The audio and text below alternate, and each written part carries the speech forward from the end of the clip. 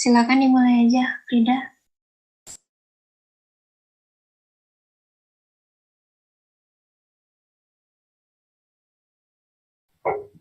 Baik, Kak. Assalamualaikum warahmatullahi wabarakatuh. Waalaikumsalam warahmatullahi wabarakatuh. Selamat pagi dan salam sejahtera untuk kita semua. Yang terhormat, Rektor Universitas Alma-Ata Yogyakarta, Bapak Profesor Dr. Haji Hamam Hadi MSSCD SPGK. Yang saya hormati, Direktur Kemahasiswaan Ibu Yulinda Kurniasari SGZ MPH. Yang saya hormati, pemateri Roadshow PKM 2022, Saudara Diki Wartakusumah dan Saudari Nur Aini Azizah SPI. Yang saya hormati, tim PKM Corner UAA 2022. Dan yang saya banggakan, peserta Roadshow PKM 2022. Semoga kita selalu dalam keadaan sehat walafiat, dalam lindungannya, dan semoga pandemi segera berlalu. Tak lupa sholawat serta salam kita haturkan juga kepada junjungan kita Nabi Muhammad SAW. Sebelumnya, perkenalkan saya Frida Nurul Azizah selaku MC pada hari ini. Saya ucapkan selamat datang di Roadshow PKM 2022. Mengenal lebih dalam PKMK dan PKMPI yang diadakan oleh tim PKM Corner Universitas Alma-Ata tahun 2022. Baik, sebelumnya saya akan bacakan susunan acara pada hari ini. Yang pertama ada pembukaan, yang kedua pemaparan materi dan sesi tanya jawab, dan yang ketiga penutup. Untuk mengefisienkan waktu, mari kita buka acara pagi ini dengan membaca basmalah bersama-sama. Bismillahirrahmanirrahim.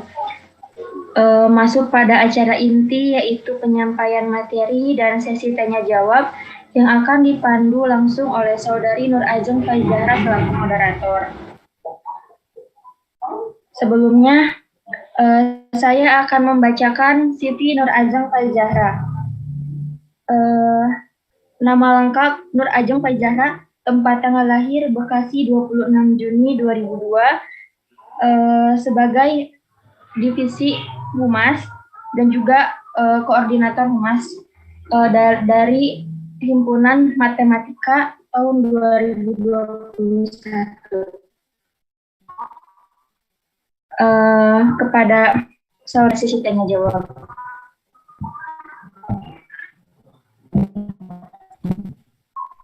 Oke, baik. Terima kasih Mbak Frida selaku Master of Ceremony atas kesempatannya. Sebelumnya di sini saya akan menjelaskan terkait pembagian sesi. Yang pertama yaitu sesi pemaparan materi PKM Karsa Cipta atau PKMKC oleh Saudara Riki Wartakusuma. Lalu sesi yang kedua yaitu pemaparan materi PKM Gagasan Futuristik Konstruktif atau PKM GFK oleh Saudari Nur Aini Azizah SPI, dan sesi yang terakhir yaitu sesi tanya jawab. Di sesi tanya jawab nanti bagi teman-teman yang ingin bertanya bisa menyampaikan pertanyaannya melalui kolom komentar dengan format nama lengkap, strip nama instansi, dan pertanyaan. Langsung saja saya akan memperkenalkan narasumber pertama kita yang luar biasa, Saudara Riki Wartakusuma. Berikut mohon izin saya bacakan CV Saudara Riki Wartakusuma terlebih dahulu.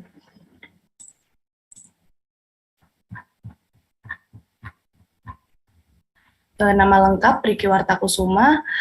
Saudara Riki tinggal di Desa Kalanganyar, Kecamatan Labuan, Kabupaten Pandeglang, Provinsi Banten. Saat ini menempuh S1 Ilmu Keperawatan Fakultas Kedokteran, Kesehatan Masyarakat dan Keperawatan Universitas Gadjah Mada. Dengan pengalaman prestasi di tahun 2020 tingkat nasional yaitu medali emas PIMNAS ke-33 bidang PKM Karsa Cipta Kemendikbud RI. Lalu ada medali emas poster dalam PIMNAS ke-33 bidang PKM Karsa Cipta Kemendikbud RI. Lalu di tahun 2021 tingkat nasional juga medali perak poster dalam PIMNAS ke-34 bidang PKM Karsa Cipta Kemendikbud RI, dan medali perunggu PIMNAS ke-34 bidang PKM Karsa Cipta Kemendikbud RI. Dan masih banyak lagi prestasi yang beliau raih. Dan untuk karya ilmiah yang pernah beliau buat, salah satunya itu di tahun 2021 ada implementation of amino acid as a natural feedstock in production of an acrylamides as an biocompatible surfactant review. Langsung saja ke materi pertama, yaitu mengenal lebih dalam PKMKC kepada Saudari Riki. Waktunya 30 menit. Waktu dan tempat saya persilahkan. Oke, baik. Terima kasih banyak. Maaf. Terima kasih banyak Kak Ajeng selaku moderator yang telah mengenalkan saya dengan sangat baik ya. Mungkin biar lebih afdol saya izin untuk kenalan satu kali lagi. Halo semuanya, selamat pagi. Di hari Sabtu ini semoga kita semua selalu semangat ya, diisi dengan hal yang produktif, nggak cuma rebahan atau cuma scrolling sosmed gitu ya. Semoga teman-teman yang hadir pagi hari ini bisa mengikuti kegiatan ini dengan serius, terus juga bisa mengimplementasikan nanti apa yang didapatkan hari ini. Seperti itu. Mungkin izin tanya dulu Kak, ini pesertanya emang nggak masuk Zoom ya? Iya Kak, kita streaming di YouTube. Oh oke. Pas dari kok cuma 6 gitu kan, biasanya suka ada peserta yang di Zoom juga gitu. Oke, kalau gitu kita mungkin langsung mulai aja ya. Boleh tolong dibantu share screen kakak operator. Oke.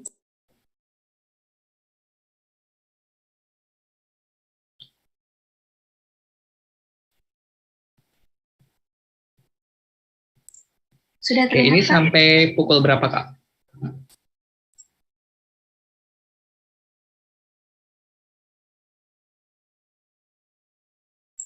45 menit, Kak. Oke, 45 menit ya. Baik.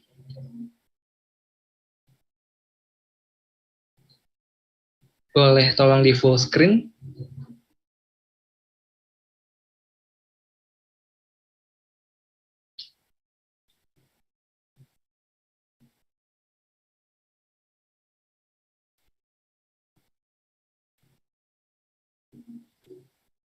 Sudah terlihat, Kak?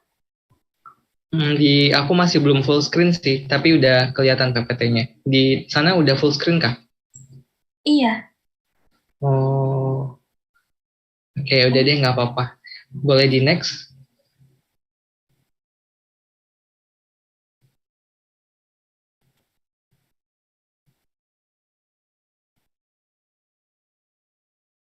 Oke, jadi yang pertama kita akan intro dulu ya sama program kreativitas mahasiswa atau PKM. Nah, sebenarnya PKM itu apa dan kenapa sih sekarang ini banyak banget sosialisasi ataupun webinar tentang PKM dari banyak universitas gitu ya. Apa sih bedanya sama lomba-lomba yang lain? Next. Oke, jadi ini ada beberapa alasan ya teman-teman kenapa sih PKM Timnas ini menjadi hal yang sangat gitu di antara kalangan mahasiswa. Yang pertama, PKM Timnas ini merupakan kompetisi untuk memperebutkan hibah pendanaan penelitian sampai 10 juta nih teman-teman. Jadi jarang banget ya ada lomba gitu, lomba penelitian ilmiah gitu yang memberi hibah untuk si penelitiannya itu dilakukan gitu, karena biasanya kalau kita ikut lomba LKTI ataupun lomba esai itu kan biasanya kita hanya menyuguhkan ide aja gitu, habis itu dipresentasikan dan selesai. Tapi beda kalau PKM Timnas ini idenya itu nggak cuma nggak cuma sebagai gagasan, tapi harus diimplementasikan atau dibuat gitu dengan diberikannya hibah maksimal 10 juta ini. Nah, terus lomba PKM Timnas ini merupakan lomba yang sifatnya multidisiplin nih teman-teman. Multidisiplin itu maksudnya diutamakan itu dalam satu tim nanti itu nggak boleh cuma satu jurusan aja atau cuma satu angkatan aja gitu. Jadi harus multidisiplin gitu. Bisa mungkin mahasiswa kesehatan dengan mahasiswa bisnis, mahasiswa kesehatan dengan mahasiswa MIPA gitu. Jadi ada berbagai macam bidang keilmuan gitu yang bekerja sama dalam membuat penelitian tersebut.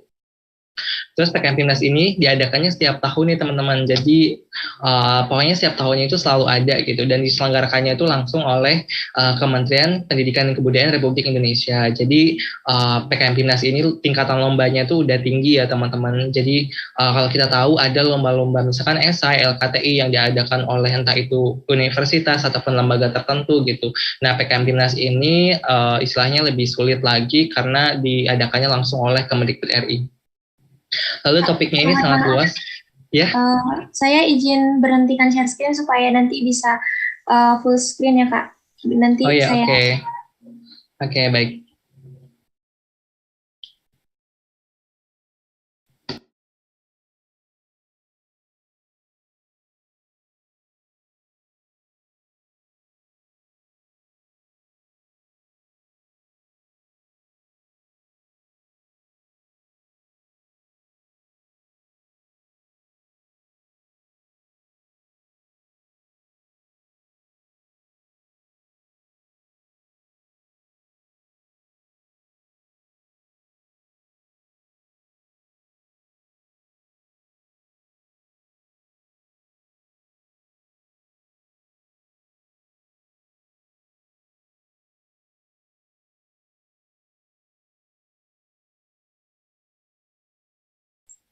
Kalau sekarang udah full screen nggak ya Kak? Kalau di aku sih masih belum full screen ya. Sorry banget ya Kak, nggak bisa full screen. Nggak Oh iya, masalah. nggak apa-apa, nggak masalah kok, masih bisa. Oke, kita lanjut ya. Nah, terus PKM Timnas ini tuh topiknya luas banget teman-teman. Jadi nggak cuma yang mungkin satu bidang ilmu tadi ya, multidisiplin gitu. Bahkan kita yang mungkin dari jurusan misalkan aku yang kesehatan, itu bisa belajar juga tentang kimia, bisa belajar juga tentang teknik dan mesin gitu, bisa belajar juga tentang pertanian gitu. Jadi di PKM Timnas ini kita bisa belajar banyak hal gitu, karena topiknya tuh bisa apa aja.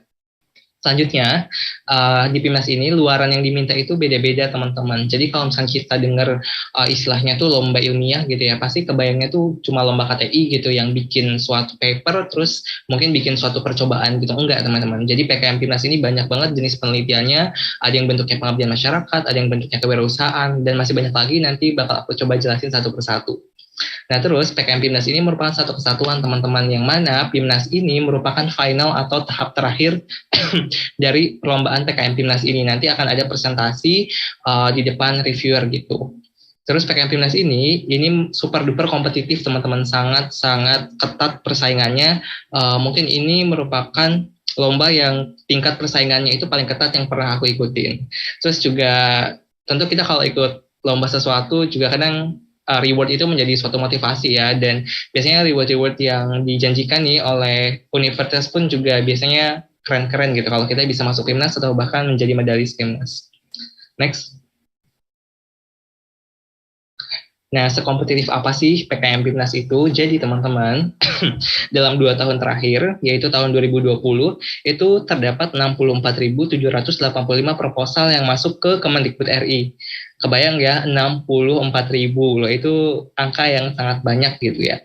Tapi yang didanain itu cuma 4.225 aja teman-teman. Kebayang ya, 60.500 lebih proposal itu harus gugur gitu di babak pertama, yaitu apakah proposalnya didanai atau enggak. Nah, dari didanai, nanti akan melaksanakan program dan akan ditentukan tim mana yang akan lolos PIMNAS. Ternyata dari 4.225 yang lolos ke PIMNAS itu cuma 625 teman-teman. Jadi sekitar 3.600 lebih ya dari tim yang didanai itu nggak lolos PIMNAS gitu. Dan kita bisa lihat persentase lolos untuk ke PIMNAS itu kurang dari 1%, cuma 0,96% teman-teman. Jadi emang sangat ketat sekali persaingannya. Lalu tahun kemarin, tahun 2021, itu jumlah proposalnya itu meningkat teman-teman dari 64.000 ke 67.000. Nah itu tandanya makin banyak universitas atau mahasiswa yang aware gitu tentang kompetisi PKM PIMNAS ini, sehingga jumlah proposalnya pun naik gitu ya, naik 3.000 gitu. Lalu dari 67.000 itu yang didanai ternyata hanya 5.400 gitu ya. Lagi-lagi sekitar 60.000 lebih proposal itu nggak lolos untuk didanain. Nah, lalu dari didanain itu yang lolos PIMNAS hanya 735 aja, sehingga prestasi yang lolos PIMNAS itu hanya 1,08% aja. Next. Oke, biasanya aku selalu mulai sesuatu itu dari manfaatnya ya, biar teman-teman yang sekarang lagi nonton atau lagi lihat itu termotivasi lebih dulu gitu. Nah, manfaat yang aku rasakan setelah mengikuti PKM Dinas ini adalah tentunya bisa membanggakan semua orang ya, mulai dari diri sendiri, orang tua, teman-teman, institusi gitu. Dan juga bisa berkontribusi dalam kemajuan ilmu pengetahuan dan teknologi. Aku sendiri mahasiswa ilmu keperawatan yang dengan ikut PKM Dinas ini aku bisa berkontribusi di bidang teknologi gitu, membuat suatu alat gitu ya. Nah, kalau kita kuliah biasa kayaknya nggak mungkin ya mahasiswa keperawatan untuk bisa bikin hal seperti itu gitu. Jadi PKM Dinas ini merupakan wadah bagi kita yang memang memiliki minat atau antusias gitu di bidang ilmu pengetahuan dan teknologi. Karena biasanya di ruang kelas itu terbatas ya teman-teman. Terus juga prestasi kita akan tercatat di pusat prestasi nasional, terus juga akan membantu kita mendapatkan beasiswa dan juga membangun banyak relasi.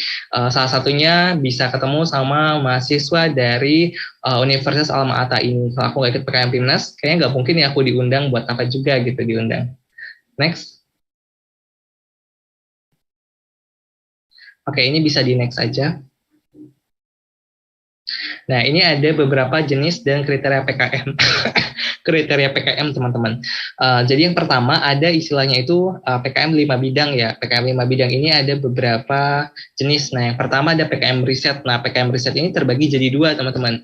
PKM riset eksakta dan juga PKM riset sosial humaniora. Nah, PKM riset eksakta itu untuk penelitiannya itu sains. Penelitiannya anak MIPA gitu ya. Sementara yang sosial humaniora itu penelitiannya anak-anak IPS, gitu, anak-anak soshum. Nah, tujuannya adalah untuk mendapatkan pengalaman mendalam berbasis iptek untuk mengungkap informasi baru. Jadi, kalau riset eksakta atau riset sosial humaniora ini mirip-mirip kita ngerjain KTI, mirip-mirip kita ngerjain skripsi, kayak gitu. Terus yang kedua adalah PKM kewirausahaan, teman-teman. Nah, yang mana tujuannya adalah untuk merintis wirausaha yang bersifat profit gitu. Namun, ketika kita merintis usaha itu nggak asal-asalan ya bikin produknya gitu, nggak bikin misalkan bolu apa gitu, tapi itu sama sekali nggak ada unsur ilmu pengetahuan dan teknologinya gitu. Mungkin bisa membuat minuman yang bisa memiliki nilai gizi tinggi sehingga mencegah mencegah stunting gitu dan lain-lain. Pokoknya ada landasan ipteknya gitu kalau bikin PKM kewirausahaan. Terus juga ada PKM Karsa Cipta nih teman-teman. Ini yang aku ikutin 2 tahun. Nah, itu kita diminta untuk membuat suatu alat ya, kreasi baru, bentuknya boleh prototipe ataupun alat yang sudah fungsional yang dapat dikembangkan 2-5 tahun ke depan. Jadi kita bikin alat istilahnya. Terus selanjutnya ada PKM Pengabdian Masyarakat. Nah, PKM Pengabdian Masyarakat ini tuh untuk memberdayakan masyarakat yang kurang atau tidak produktif, tapi tujuannya itu non-profit ya. Jadi kalau teman-teman misalkan ikut PKM Pengabdian Masyarakat itu jangan memberdayakan masyarakatnya untuk mendapatkan keuntungan gitu. Misalkan memberdayakan komunitas penjahit gitu. Nah, terus di komunitasnya itu kita menjual produknya, terus kita hitung untung ruginya, itu enggak gitu ya. Jadi PKM Pengabdian Masyarakat itu non-profit sifatnya. Terus selanjutnya ada PKMPI atau penerapan iptek. Nah, ini mirip-mirip sama KC nih teman-teman. Cuman bedanya PI ini alatnya itu udah siap digunakan ya. Kalau KC itu kan masih bentuk prototipe. Kalau PI ini harus sudah siap digunakan dan punya yang namanya mitra. Nah, mitra itu kayak semacam kerjasama gitu sama institusi tertentu yang mana digunakan institusi tersebut akan menggunakan alat kita gitu untuk mengembangkan institusinya. Misalkan kalau di bidang kesehatan, aku membuat satu alat untuk diagnosis mata gitu, karena di puskesmas A nggak punya alat itu karena mahal gitu. Dengan adanya alat ini murah, terjangkau, dan bisa meningkatkan produktivitas puskesmas A. Nah, itu namanya PKM penerapan iptek kayak gitu. Jadi ada bedanya sedikit sama Karsa Cipta. Next.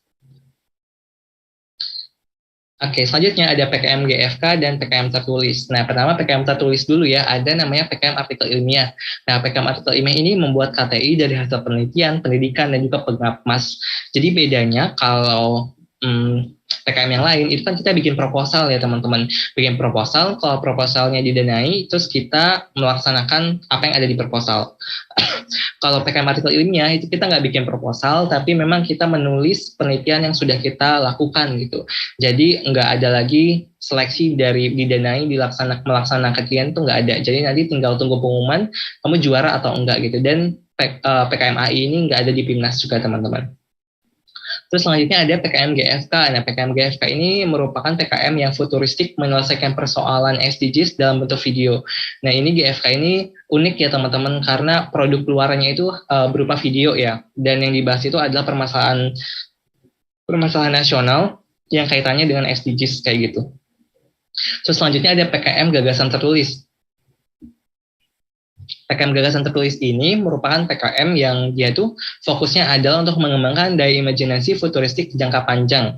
Jadi mirip juga sih sama PKM KC gitu ya, bikin suatu alat, cuman bedanya GT ini lebih futuristik dan agak imajinatif gitu, karena gagasan tertulis ini tuh alatnya itu mungkin nggak bakal bisa diciptakan 10 tahun dari sekarang gitu.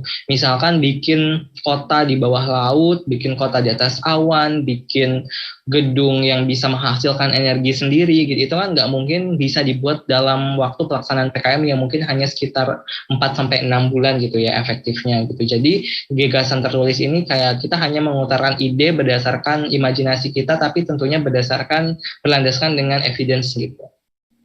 Terus ada yang terakhir, ini paling baru, tahun kemarin baru ada, namanya PKMKI ya. Nah, PKMKI atau karya inovatif ini merupakan mirip juga sama PKMKC, tapi dia udah bisa diproduksi massal gitu, udah siap diproduksi, jadi udah siap fungsional. Kalau KC kan tadi boleh dalam bentuk prototype gitu.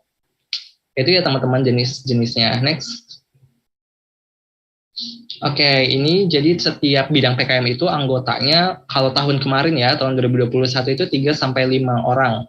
Semua jenis PKM ya, dan pendanaannya itu 5-10 juta. Dan luaran yang diminta pun nanti macam-macam ya. Kalau PKM riset misalkan dimintanya artikel ilmiah, PKM kewirausahaan itu dimintanya produk usaha, PKM KC dimintanya suatu prototype, PKM-PM dimintanya suatu buku atau produk laporan program gitu. Jadi macam-macam.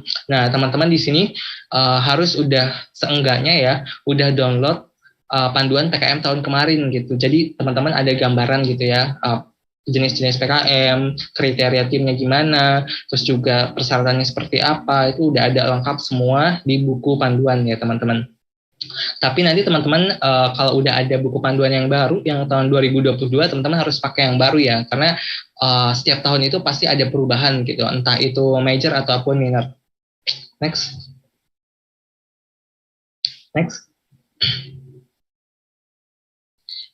Oke, nah tadi kan aku udah bilang ya, ada yang namanya luaran. Nah, luaran itu adalah suatu output yang diminta dari hasil PKM kita gitu.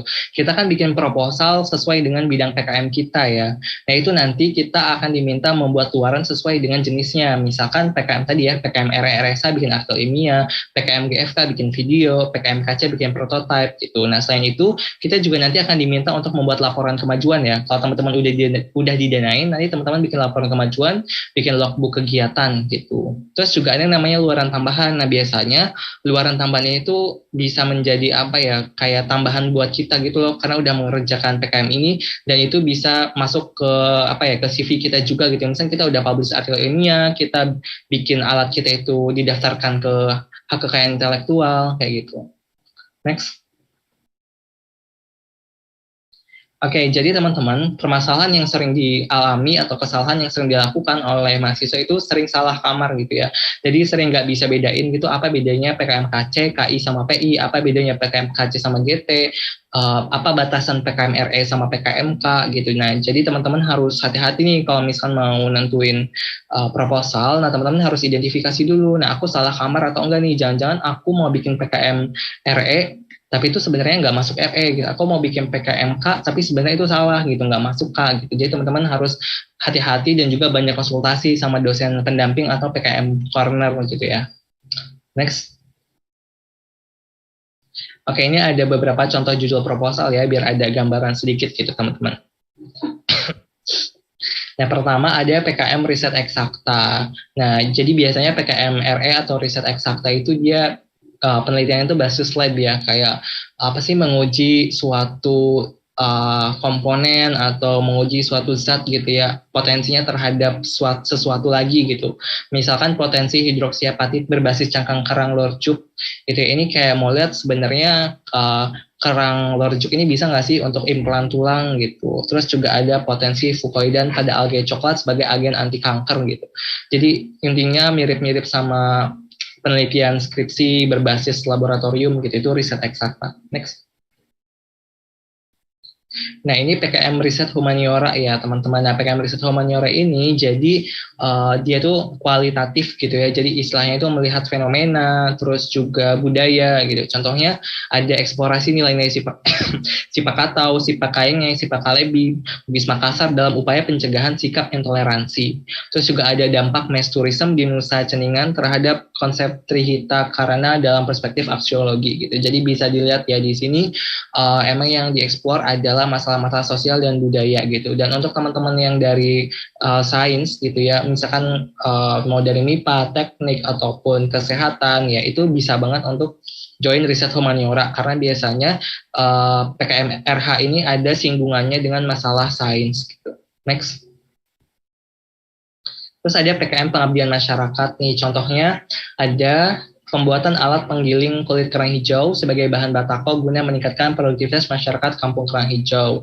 Ada juga Psychometric Intelligence Education Box sebagai upaya peningkatan psikometrik dan intelijensi anak di SLBC Tunagrahita, Yayasan Pembinaan Pendidikan Luar Biasa Makassar gitu. Jadi di sini ada yang namanya masyarakat yang kurang produktif ya. Nah, kalau judul yang pertama itu kan masyarakat Kampung Kerang Hijau, sementara untuk yang judul yang kedua adalah anak-anak di LSBC Tunagrahita gitu ya. Maksudnya kurang produktif itu adalah mereka kurang bisa mengembangkan potensi mereka gitu. Misalkan kayak yang judul yang pertama itu kan dia bikin kerang hijau gitu ya. Dia nggak bisa memanfaatkan potensi kulit kerang hijaunya ini hanya dengan alat penggiling yang udah ada gitu. Jadi mahasiswa yang membuat ide ini tuh istilahnya membuat inovasi gitu ya, agar kulit kerang hijau yang dihasilkan mungkin lebih banyak gitu ya dalam waktu yang singkat atau lebih berkualitas gitu. Terus untuk contoh yang kedua di sini, kalau kita tahu ya kalau anak SLB itu dia memiliki tingkat perkembangan yang mungkin relatif lebih lambat daripada anak-anak seusianya gitu. Makanya diciptakanlah yang namanya psychomotric intelligence education box itu supaya mungkin perkembangannya itu bisa dipercepat kayak gitu teman-teman. Ini contoh PKM PM. Next. Nah, ini untuk PKM Karsa Cipta ya teman-teman. Ini yang pertama itu karyaku, Sinoverdial, alat deteksi dini risiko neuropati perifer pada penyandang diabetes mellitus yang terintegrasi dengan aplikasi smartphone. Jadi itu bikin suatu alat yang bisa mendeteksi apakah terjadi kematian saraf pada pasien diabetes mellitus gitu. Nah, ini kerjasama antara mahasiswa kesehatan dan juga mahasiswa teknik. Terus yang selanjutnya, contoh yang kedua ada sistem peringatan dini tsunami secara real time berbasis pengukuran ketinggian air laut menggunakan pelampung gantung. Nah, kalau ini basis penelitiannya adalah mahasiswa dari kebumian atau geografi dengan mahasiswa teknik gitu, dan akhir dari Karsa Cipta adalah membuat produknya gitu, walaupun produknya itu belum benar-benar bisa digunakan tapi sudah diuji gitu kelayakannya. Next. Oke, selanjutnya ada PKM penerapan iptek. Nah, kalau tadi PKM KC kan cuma bikin alat aja udah gitu ya. Nah, kalau PKM PI ini alatnya itu harus punya mitra gitu untuk digunakan oleh mitra. Misalnya Legitekno ini. Nah, Legitekno ini merupakan mesin konversi limbah cair panas menjadi energi bersih sebagai alternatif inovasi pengolahan limbah pabrik gula karet. Yang mana di sini mitranya adalah pabrik gula karet ini gitu. Apakah dengan adanya Legitekno ini bisa lebih produktif gitu, karena limbah-limbah yang dihasilkan oleh pabrik gula karet ini nggak dibuang gitu, tapi diubah jadi energi untuk pabrik itu sendiri. Terus ada judul yang kedua yaitu Motokoko, optimalisasi proses produksi nata de coco melalui monitoring dengan metode absorbansi serat optik berbasis IoT gitu ya. Nah, di sini ada mitranya itu siapa? Nah, mitranya itu adalah yang punya pabrik produksi nata de coco ini. Nah, apakah dengan alat Motokoko ini dapat meningkatkan produktivitas, entah itu pembuatan nata de coco-nya menjadi lebih banyak dalam waktu singkat atau peningkatan kualitasnya kayak gitu. Next.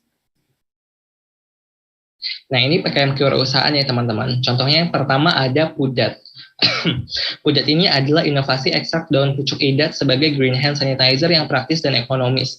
Nah, jadi untuk judul yang pertama ini nggak cuma sekedar hand sanitizer alkohol biasa gitu ya, tapi di sini ada yang namanya ekstrak daun pucuk idat gitu, yang mana mungkin daun pucuk idat ini banyak di masyarakat tapi tidak digunakan dengan baik gitu ya, masih kurang tereksplor gitu. Akhirnya dibuatlah gitu hand sanitizer dengan menggunakan daun pucuk idat ini. Jadi ada istilahnya itu ada landasan ilmu pengetahuannya gitu ya teman-teman. Jadi nggak cuma sekedar jualan.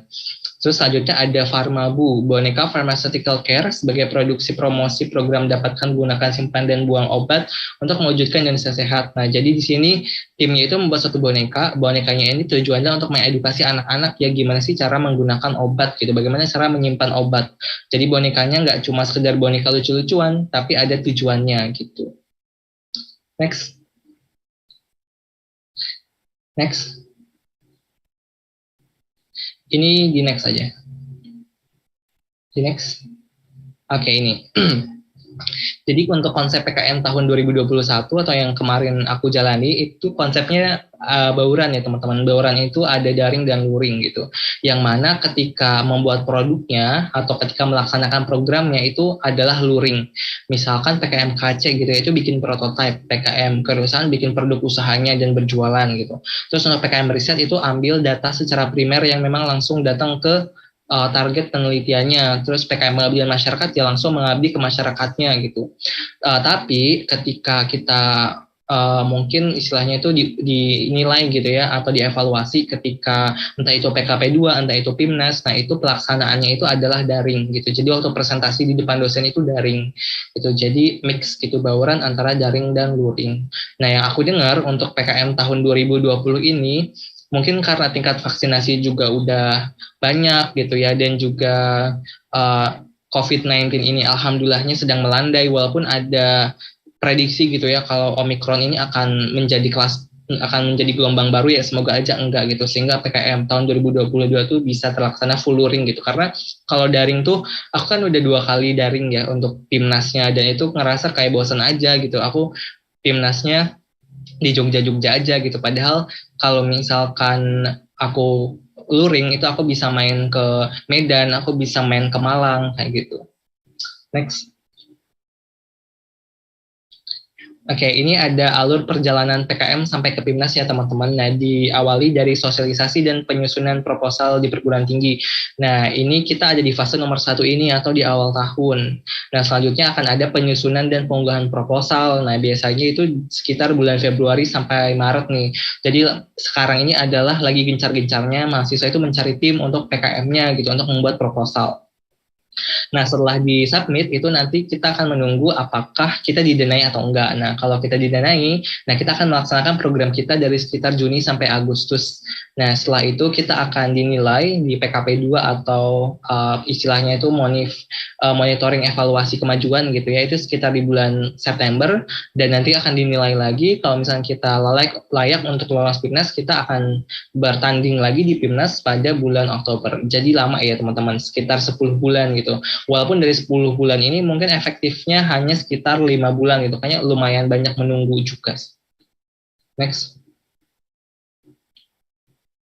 Oke, ini ada tips untuk pembuatan proposal ya teman-teman. Next.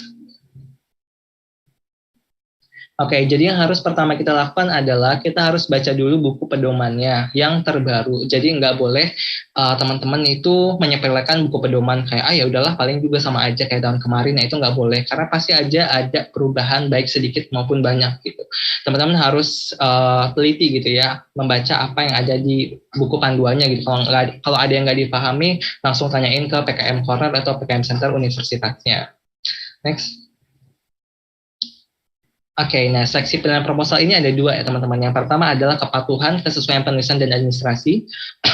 Yang kedua adalah kreativitas, kualitas, dan validitas isi dari proposal PKM. Nah, jadi teman-teman, kalau misalkan tadi teman-teman masih ingat ya, proposal yang masuk itu kan tadi 64.000 sekian gitu. Nah, kalau misalkan si 64.000 itu langsung dibaca sama reviewer itu kan banyak ya gitu. Jadi salah satu caranya untuk menyeleksi proposal secara cepat adalah melihat dulu proposal mana sih yang nggak patuh sama administrasi. Misalkan isi dari proposalnya itu maksimal 10 halaman gitu, tapi ada yang bikin 10 halaman lebih dikit, itu otomatis nggak bakal dinilai mau sebagus apapun proposalnya. Terus misalkan halaman itu harus ada di kanan bawah Romawi atau kanan bawah Arabik gitu. Teman-teman bikinnya salah gitu, malah di bawah tengah. Nah itu mau sebagus apapun idenya, mau sebagus apapun penelitiannya itu nggak bakal dibaca gitu. Jadi yang pertama harus teman-teman perhatikan adalah teman-teman harus patuh dan sesuai dengan aturan yang ada di buku pedomannya. Lalu yang kedua, kalau misalnya udah sesuai semua administrasinya, baru dinilai secara isinya gitu. Next. Oke, ini kepatuhan administrasi proposal ada di ini ya, ada di buku panduan, teman-teman bisa baca sendiri nanti. Next.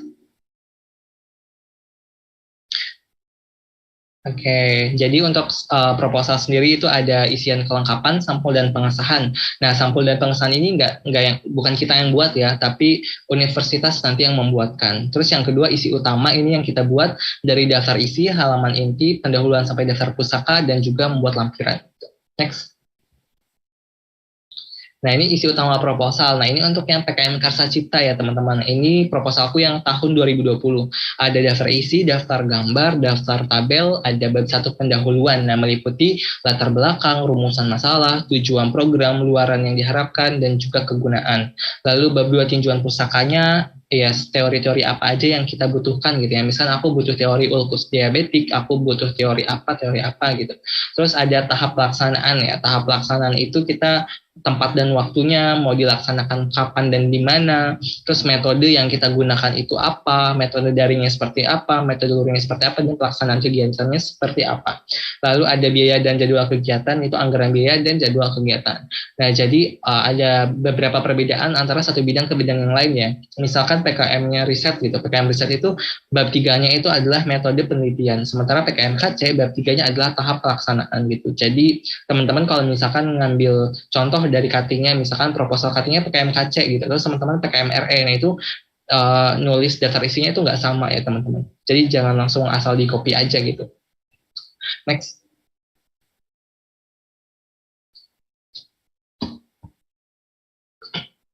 Oke, ini ada beberapa kesalahan dalam pembuatan proposal ya teman-teman. Yang pertama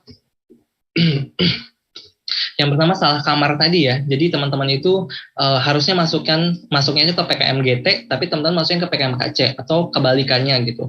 Atau teman-teman harusnya masuk ke PKM K malah PKM RE gitu. Jadi harus hati-hati. Jadi teman-teman lagi-lagi kalau mau bikin proposal harus dipastikan dulu teman-teman memang berada di kamar yang benar.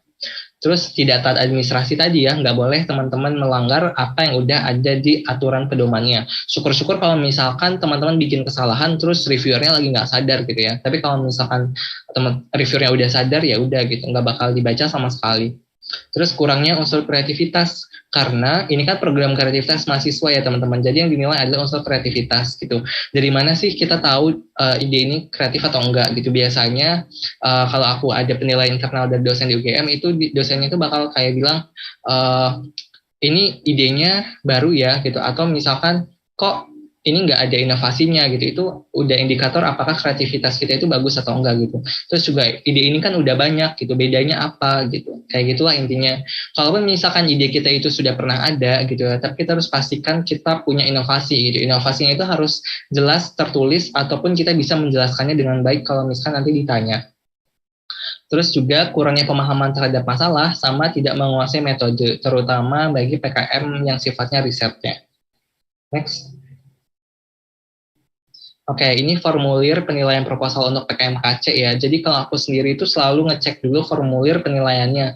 Karena di formulir penilaian ini ada bobot-bobot yang besar gitu loh, yang bisa kita prioritaskan. Misalkan bobot terbesar adalah potensi program, baik itu kontribusi, produk luaran terhadap perkembangan iptek. Nah, itu kan poinnya 25. Nah, jadi istilahnya dalam proposal itu aku proporsi yang paling banyak itu harus kutunjukkan gitu, karena itu poinnya besar 25.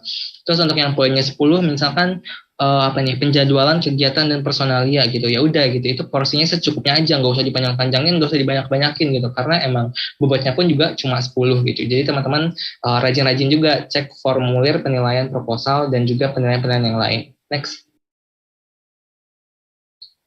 Oke, ini aku mau cerita sedikit nih, dari dulu aku awal upload proposal gitu ya. Nah, yang pertama itu aku membentuk tim dan dosen pendamping. Jadi emang aku tuh waktu maba itu tuh niat untuk ikut PKM, tapi nggak jadi gitu, gagal gara-gara timnya bubar gitu aja, akhirnya nggak jadi, terus aku nyoba lagi di tahun kedua. Nah, di tahun kedua ini aku niat banget untuk seenggaknya at least aku nyoba PKM seyang aku bisa gitu, jangan sampai gagal sebelum berperang, karena waktu maba itu timku tuh gagal bahkan sebelum upload proposal gitu.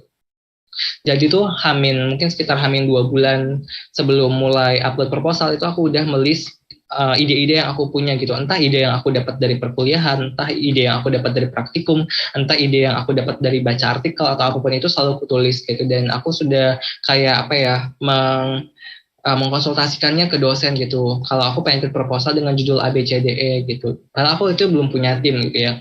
Nah, habis itu, setelah mendekati waktu untuk proposal dan lain-lain, aku baru mencari tim. Nah, waktu itu aku menentukan dulu nih, idenya udah ada A gitu ya, tapi aku belum tahu ini masuknya PKM apa. Tapi idenya udah ada gitu, bisa dikembangkan ke PKM apapun. Nah, terus aku mencari temanku yang emang dia punya minat dan juga punya komitmen untuk PKM gitu ya. Terus juga habis itu kita diskusi kita mau pakai ide apa dan PKM apa. Akhirnya kita menentukan PKM KC. Nah, PKM KC ini kan perlu dari mahasiswa yang paham teknik ya gitu. Jadi karena waktu itu aku berdua sama-sama mahasiswa keperawatan, jadi kita bikin suatu suatu broadcast gitu tentang kita mencari tim PKM dengan kriteria A, B, C, D, E, kita share ke berbagai macam jurusan teknik di UGM, kita share ke berbagai angkatan gitu. Nah, habis itu untuk mereka yang berminat, mereka menghubungi aku, terus kita seleksi mana yang kira-kira cocok gitu sama tim kita gitu. Nah, sebenarnya cara untuk mencari tim itu banyak ya teman-teman, bisa kayak aku tadi yang emang kayak pribadi gitu ya, merekrut dan mencari, atau bisa juga kita yang ikut gitu ya, karena ada lowongan tadi terus kita ikut masuk tim, terus juga kita bisa ikut misalnya emang dosennya punya ide dan dosennya pengen mahasiswanya melaksanakan ini sebagai PKM juga bisa, terus juga bisa juga dijodohkan oleh PKM cornernya misalkan atau PKM centernya gitu. Kalau di UGM itu ada yang namanya biro jodoh gitu. Nah, akhirnya terbentuklah nih tim dan juga kita udah punya dosen pendamping, terus kita brainstorming ide gitu ya. Karena kan ini kan memadukan kalau aku ya memadukan antar kesehatan dan teknik gitu. Yang mana sebagai masuk kesehatan aku tuh punya visi untuk membuat alat A B C D E gitu. Sementara dari sisi teknik itu realitanya sulit kalau untuk dibuat apa yang aku mau gitu. Jadi di brainstorming ide itu kita membagi ide kita gimana kalau alatnya dibuat jadi kayak gini. Terus dari masa teknik, oh itu susah, mungkin bisanya dibuat kayak gini gitu. Pokoknya di A, B, C, D, E, akhirnya jadilah suatu alat yang memang itu secara kesehatan aku setuju dan secara anak teknik itu sangat realistik untuk dibuat gitu. Nah, setelah itu baru bikin proposal, menulis gitu. Karena yang paling lama menurutku adalah menentukan idenya dulu ya.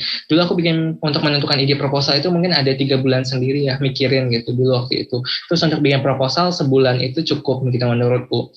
Terus kalau di UGM sendiri kita ada evaluasi internal, jadi sebelum di-upload ke Simbel Mawa atau sistemnya Kemendikbud itu, kita dievaluasi dulu sama dosen UGM, terus dikasih masukan, terus kita perbaiki lagi baru upload Simbel Mawa. Nah, jadi itu proses aku dari awal sampai bisa upload proposal. Next. Oke, tadi kan udah sampai proposal nih. Terus kalau udah gitu harus ngapain? Nah, kita nunggu dulu nih proposal kita didanai atau enggak. Nah, kalau proposal kita lolos didanai, nah nanti kita akan menjalankan program. Program ini kita jalankan kurang lebih 3 bulan kurang ya teman-teman. Gitu. Misalkan aku PKMKC, aku bikin alat, menguji alat gitu ya, selama kurang lebih 3 bulan itu gitu. Dan nanti di akhir 3 bulan itu akan ada yang namanya penilaian kemajuan pelaksanaan PKM atau PKP 2 gitu. Nanti dilihat gitu, kamu kan udah didanai nih proposalnya, mana hasil kerjanya gitu, udah sejauh mana gitu, bagus atau enggak gitu. Nah, itu nanti akan dinilai di PKP 2, kita akan presentasi di depan 2 dosen reviewer, dan kalau misalkan itu bagus, nanti kita bisa lolos PIMNAS gitu. Nanti akan ada ruangan-ruangan gitu, satu ruangan itu ada sekitar 25 tim, ada 2 dosen reviewer, dan dosen reviewernya itu acak gitu lah, bisa dari dosen jurusan apa aja dan bisa dari universitas mana aja. Next. Nah, habis itu kita masuk ke PIMNAS atau Pekan Ilmiah Mahasiswa Nasional ya teman-teman. Next. Oke, jadi PIMNAS ini merupakan tahap final atau tahap terakhir ya dari PKM gitu. Nanti kita akan mempresentasikan karya kita di depan reviewer, terus juga akan ada pameran poster ilmiah. Nah, jadi ketika kita masuk PIMNAS itu kita nggak cuma mempersiapkan alat, produk, dan juga presentasi PowerPoint, tapi kita juga diminta untuk bikin poster karena nanti akan ada pameran poster dan juga posternya dilombain juga gitu. Nah, terus PKM ini itu tuh lombanya tuh nanti per kelas teman-teman. Misalkan PKM KC itu yang lolos PIMNAS ada 80 tim. Nah, jadi dari 80 tim itu nggak langsung dilombain gitu loh, tapi nanti kebagi jadi 4 kelas misalkan berisi 20 sampai 25 tim gitu. Nanti per kelas itu diambil juara, 3 juara emas, perak, perunggu baik untuk presentasi maupun poster gitu. Next. Nah, ini waktu aku presentasi PIMNAS ke-33 tahun 2020, dan itu poster yang timku buat waktu itu, alhamdulillah dua-duanya ini dapat emas gitu. Next. Nah, kalau ini waktu aku presentasi PKM tahun kemarin 2021, aku bikin alat juga, presentasinya alhamdulillah dapat perunggu, terus untuk posternya dapat perak. Next. Oke, next. Oke, gimana sih caranya supaya kita bisa sampai ke PIMNAS atau bahkan sampai juara ke PIMNAS gitu ya. Yang pertama harus persiapan dari proposalnya dulu. Nah, proposal ini nggak boleh sekedar kita niatnya yang penting didanain, itu tuh nggak boleh teman-teman, karena proposal itu nanti akan dinilai lagi sampai ke nanti PKP 2 gitu. Nanti di PKP 2 ini akan dipakai nilai proposal itu untuk menentukan apa kita lolos ke PIMNAS atau enggak gitu ya. Jadi kalau misalnya teman-teman mau mulai PKM, teman-teman harus menentukan tujuannya nih, aku pengen sampai PIMNAS, aku pengen sampai menjadi medalis PIMNAS, atau sekedar didanai aja udahlah nggak apa-apa gitu. Jadi teman-teman harus menentukan tujuannya dari awal gitu supaya nanti effortnya pun juga sesuai gitu. Nanti waktu PKP 2 teman-teman harus mempersiapkannya dengan sangat baik, kayak apa yang teman-teman udah laksanakan harus dilaporkan dengan sesuai dengan sangat baik gitu. Untuk presentasi juga jangan lupa untuk selalu latihan dan juga gimana cara tanya jawab yang baik kayak gitu. Terus akhirnya baru bisa masuk ke PIMNAS gitu dan presentasi. Next. Oke, ini ada strateginya ya teman-teman. Nah, strateginya itu yang pertama adalah taat aturan ya. Jadi kayak tadi nggak boleh teman-teman istilahnya itu melanggar apa yang udah tertulis di pedoman gitu. Teman-teman ngerasa, aduh ini sayang banget gitu. Aku kalau cuma 10 halaman ini kurang sedikit, nggak apa-apa lah ditambahin 2 kalimat gitu. Jadi kayak 10 halaman lebih 2 kalimat, nah udah itu udah nggak bakal lolos gitu. Terus juga misalkan teman-teman fontnya ngerasa tadi kan kalau aku pakai font 12 lebih gitu, aku jadiin fontnya 11 deh gitu. Kalau ketahuan ya itu juga langsung didiskualifikasi gitu. Terus PKM ini sifatnya itu maraton ya teman-teman, bukan sprint. Beda sama lomba lain yang mungkin 1 bulan clear gitu. Ini tuh kita lombanya bisa sampai 10 bulan gitu. Dan sebagai mahasiswa gitu kan kita kesibukannya bukan cuma lomba ya, banyak banget dari tugas kuliah sampai organisasi gitu. Jadi emang perlu komitmen yang besar itu bagi timnya untuk menyelesaikan apa yang udah dimulai gitu. Karena banyak banget tim yang dia bukan karena idenya yang kurang bagus ya, tapi emang karena timnya nggak komitmen gitu untuk melaksanakan PKM PIMNAS-nya dengan totalitas dengan maksimal gitu. Nah, maka itu kita harus bikin be a great team gitu. Karena kalau untuk perfect team itu nggak mungkin ya, susah gitu. Tapi kita mencoba untuk membuat tim ideal kita sedari awal gitu. Mungkin dulu aku udah mempersiapkan, aku pengen punya tim yang banyak. Terus aku juga pengen punya tim yang dia udah punya skill untuk mendesain alat atau mendesain poster gitu.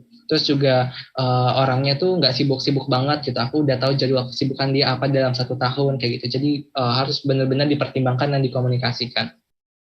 Terus yang terakhir adalah be organized nih teman-teman. Be organized itu maksudnya adalah harus tertata gitu ya, harus terorganisir gitu. Misalkan dalam sebulan ke depan target kita apa, mau bikin apa yang harus diselesaikan, timku sibuk apa, itu harus sudah terjadwal gitu. Jadi bisa diatur dengan baik. Next.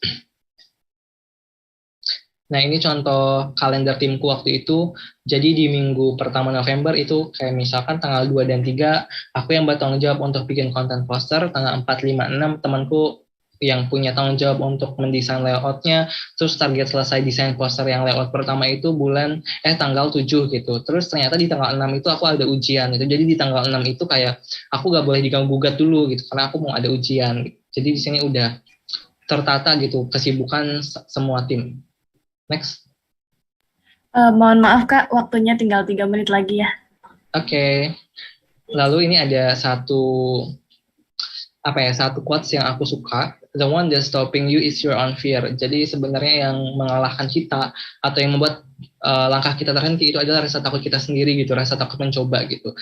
Dan itu aku alami waktu tahun pertama gitu. Aku berhenti di tengah-tengah sebelum aku mencoba PKM, submit proposal pun aku belum gitu. Nah ternyata ketika aku sudah mencoba gitu ya, ternyata bahkan alhamdulillahnya bisa sampai mendapat medali, bahkan sampai 4 medali gitu. Jadi teman-teman untuk yang merasa belum mampu atau merasa belum mulai ya coba aja gitu. Karena semua itu berproses gitu. Aku pun juga dimulai dari yang nggak tahu gitu. Aku pun juga dimulai dari nggak bisa gitu. Next. Oke, cukup itu ya teman-teman. Terima kasih banyak. Sekian presentasi dari aku. Semoga ada manfaat yang bisa diambil. Nanti kalau ada pertanyaan mungkin bisa disampaikan ke moderator. Terima kasih. Oke, baik. Terima kasih banyak Mas Riki Wartakusuma atas materi yang telah dipaparkan terkait PKMKC dan PKM Pimnas. Baik, langsung saja masuk ke materi selanjutnya, yaitu mengenal lebih dalam PKM GFK.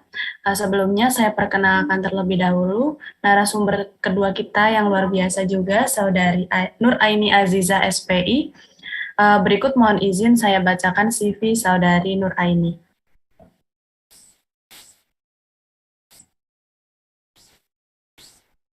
Nama lengkap Nur Aini Azizah, tinggal di Kertoharjo, 97, Malang, merupakan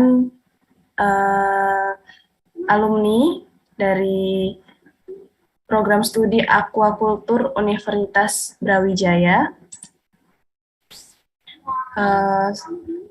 Kemudian saat ini Mbak Nur Aini menjadi koordinator Silicon Valley, Ikatan Alumni Pimnas Indonesia, dan pernah lolos pendanaan PKM GFK pada tahun 2021 dan mendapatkan medali perunggu Pimnas bidang PKM GFK pada tahun 2020.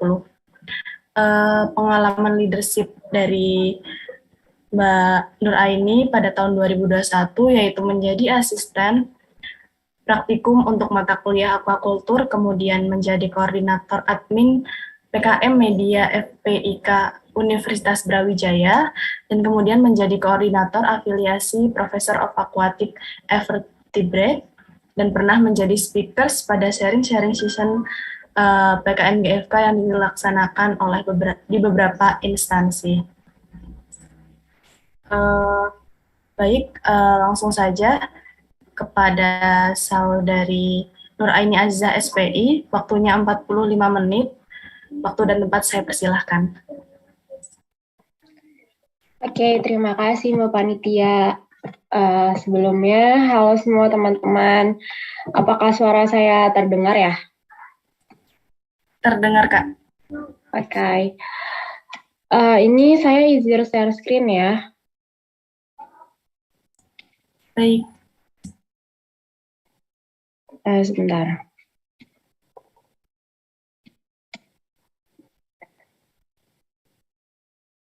Oke, apa sudah terlihat?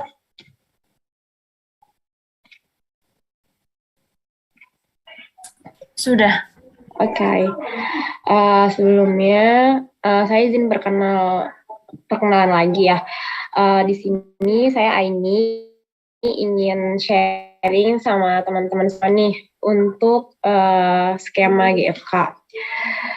Di sini ada PPT tentang sosialisasi PKM GFK. Jadi langsung saja kali ya. Mungkin teman-teman udah pernah tahu apa itu GFK gitu.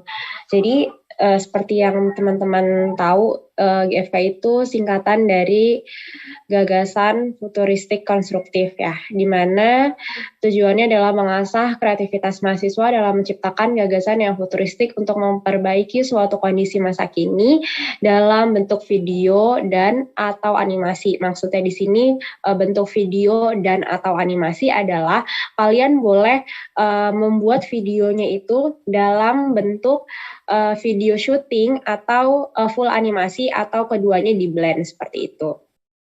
Nah, untuk ruang lingkupnya sendiri, GFK itu hanya berkutat di 17 nomor SDGs dan juga solusi keprihatinan bangsa. Jadi, lebih tematik daripada GT gitu. Kalau misalnya kalian pernah dengar PKMGT, di sana PKMGT gagasan yang bisa diambil itu lebih luas, dalam artian kalian boleh mengambil masalah-masalah di luar SDGs, di luar isu-isu nasional yang ada gitu, tapi tetap berkutik pada solusi yang tidak bisa dibuat atau direalisasikan dalam waktu dekat.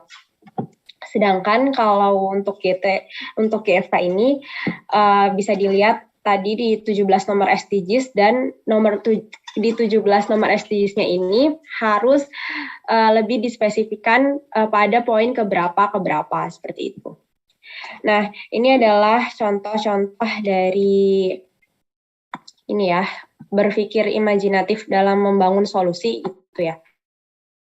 Nah, kita bisa lihat misal di sini ada pertanian yang saat ini masih membutuhkan lahan yang cukup luas dengan hasil produk yang nanti dihasilkan juga tidak menentu karena banyaknya faktor seperti hama dan lain sebagainya. Nah, bagaimana caranya kita membangun solusi untuk pertanian yang masih membutuhkan lahan yang luas dan juga hasil produk yang tidak menentu tiap tahunnya gitu. Sedangkan Indonesia sendiri sebagai negara yang agraris gitu. Nah, mungkin kita bisa membuat solusi di masa-masa mendatang bisa membuat pertanian dibangun dengan tingkat seperti ini atau dibangun dengan gedung-gedung bercakar langit seperti itu.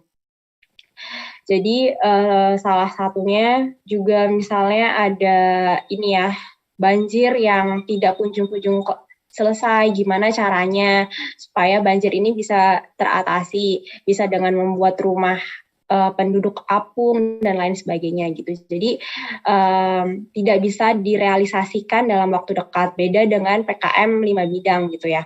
Kalau PKM 5 bidang, kita setelah mendapat pendanaan, kita harus bisa merealisasikan ide kita dalam waktu yang telah ditentukan, biasanya 3-4 bulan gitu. Nah, tapi ada yang unik nih dari PKM GFK ini.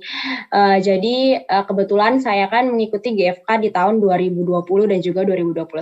Ada perbedaan di antara PKM GFK di tahun 2020 dan juga 2021. Bedanya adalah ketika di 2020 GFK ini hanya mendapatkan insentif, berbeda dengan tahun 2021 yang mendapatkan pendanaan sama halnya seperti 5 bidang. Nah, gimana tuh bedanya? Kalau yang 2020 kemarin, insentif jadi kita hanya mendapatkan uang sejumlah 4 juta dan itu kita nggak bisa nego ya. Maksudnya nggak bisa nego, kita minta sekian gitu. Seperti halnya proposal yang diajukan. Karena yang kita ajukan itu berupa sinopsis 500 kata waktu tahun 2020. Jadi pas dapat insentif ya udah uang 4 juta itu kita tidak dituntut untuk memberikan LPJ ataupun pertanggungjawaban dana itu dikemanakan karena video pun sudah disetorkan di awal dan itu sudah nilai yang mati gitu, jadi nggak bisa diotak-atik lagi.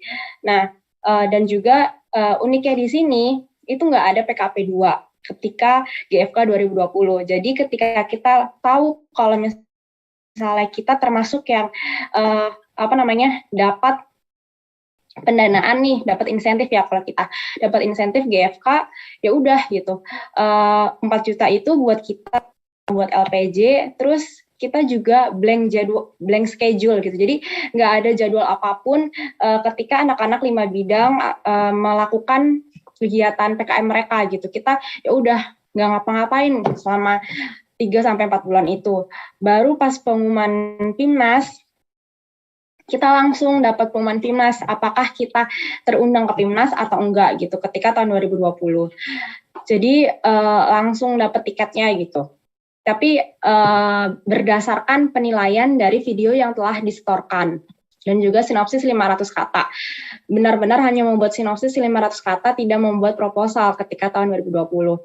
Kemudian bedanya ketika yang tahun 2021 ini disamakan dengan PKM 5 bidang. Yang tadinya juga jumlah anggota juga maksimal cuma 3 di PKM GFK yang 2020, sekarang di GFK 2021 sampai 2022 seterusnya juga akan maksimal 5 orang gitu, 5 orang dan juga bentuknya pendanaan. Jadi maksimal bisa mengajukan senilai 10 juta. Nah, dari dari pendapatan pendanaan 10 juta ini maksimal itu kita diminta untuk membuat video yang luarannya itu adalah video komprehensif kepada kepada viewers yang akan kita perlihatkan video kita gitu. Kemudian sebentar.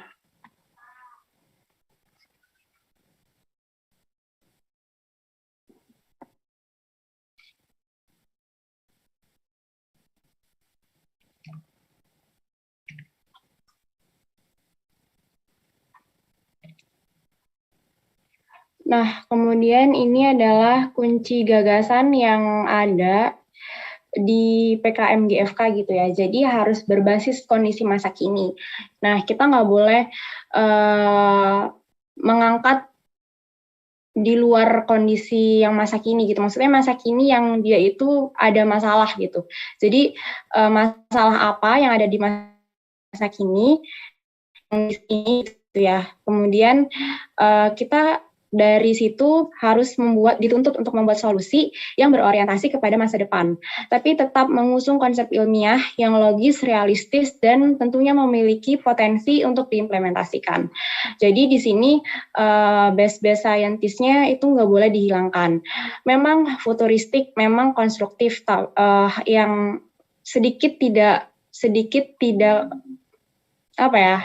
orang-orang kalau di GFK tuh sedikit bermimpi gitu di masa depan, ya tadi kayak misalnya ada rumah apung, ada pertanian yang susun gitu, tapi tetap memiliki potensi yang bisa diimplementasikan gitu, karena di sana tetap mengusung konsep ilmiah gitu, serta melibatkan kemanfaatan untuk banyak pihak secara berkesinambungan. Jadi yang solusi yang kita hadirkan itu bisa sustainable, tidak hanya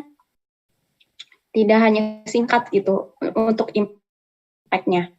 Kemudian rubrik penilaian proposal PKM GFK itu kriterianya di sini latar belakang menunjukkan kondisi faktual dengan segala permasalahan dan kekurangan secara lengkap ya. Jadi di latar belakang ini kita harus bisa menunjukkan kondisi faktual yang ada dan juga permasalahan yang ada secara lengkap. Jadi tidak ada pengulangan kata, tidak ada pengulangan informasi. Jadi harus singkat, padat, tapi tetap lengkap gitu. Kemudian menjelaskan juga kerugian potensial atas pembiaraan kondisi faktual dengan segala permasalahannya, kemudian menjelaskan juga secara detail gambaran kondisi futuristik yang diimajinasikan. Nah, kemudian juga memaparkan konsep gagasan proses transformasi menuju kondisi futuristik yang diimajinasikan. Jadi di sini kita diminta juga bisa membuat proyeksi gitu. Misalnya tahun pertama kita ingin mengadakan apa, kemudian dilanjutkan dengan proyeksi tahun berikutnya, dilanjut lagi dengan proyeksi selanjutnya hingga gagasan yang kita usung itu bisa terimplementasi seperti itu. Kemudian juga menunjukkan langkah-langkah strategis yang perlu dilakukan untuk merealisasikan gagasan yang diajukan. Jadi apa aja sih langkah-langkah yang kita perlu lakukan nih untuk dapat mengimplementasikan, merealisasikan gagasan yang kita ajukan. Kemudian juga menunjukkan manfaat yang penting. Ini juga tidak kalah penting ya. Jadi menunjukkan manfaat dari karya video GFK yang kita ajukan apabila berhasil direalisasikan apa. Nah, yang paling diminta itu adalah yang tadi sudah dijelaskan ya, jadi manfaatnya itu bisa sustain dan juga mengikuti sistematika yang telah ditetapkan di buku pedoman. Nah, kemudian latar belakang juga menunjukkan kondisi faktual dengan segala permasalahan dan kekurangannya secara lengkap, dan juga jangan sampai ada poin-poin yang tidak terpenuhi. Nah, ya tadi topik juga merujuk kepada salah satu dari SDGs, boleh salah satu,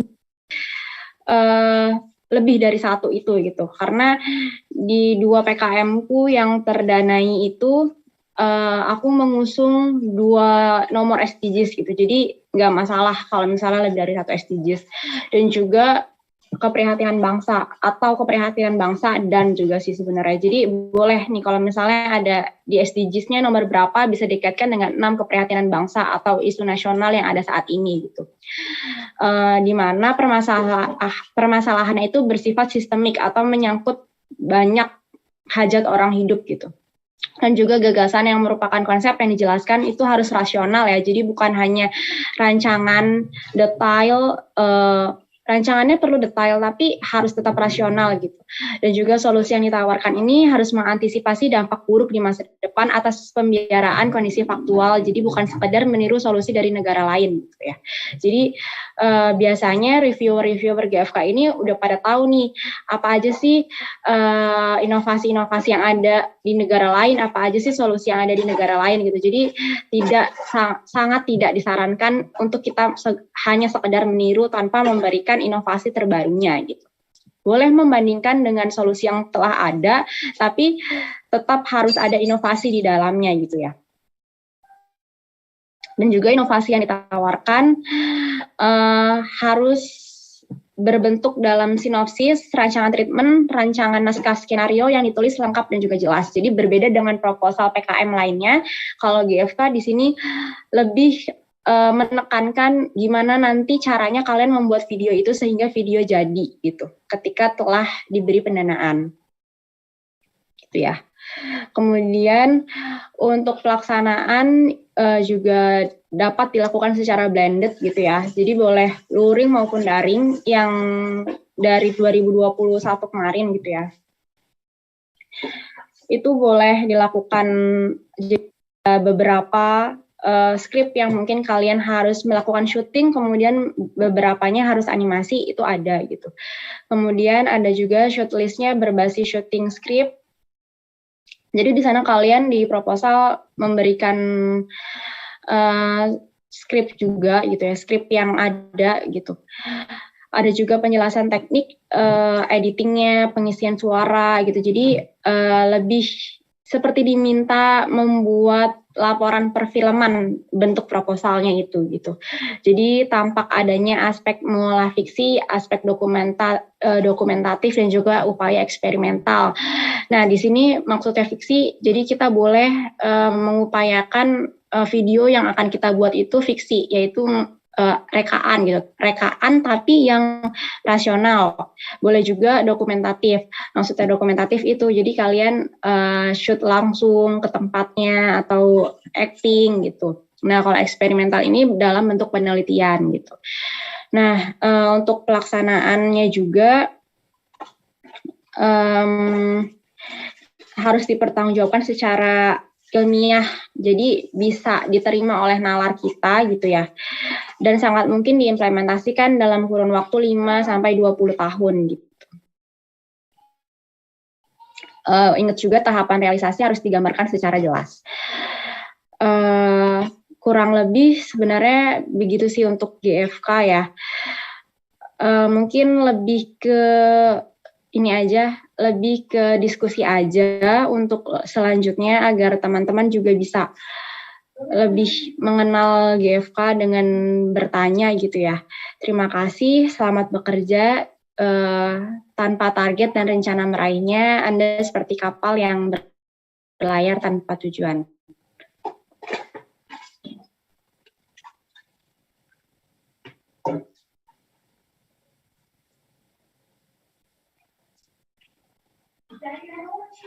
Oke, baik. Terima kasih saya ucapkan kepada Kak Aini yang telah memaparkan materi terkait PKM GFK.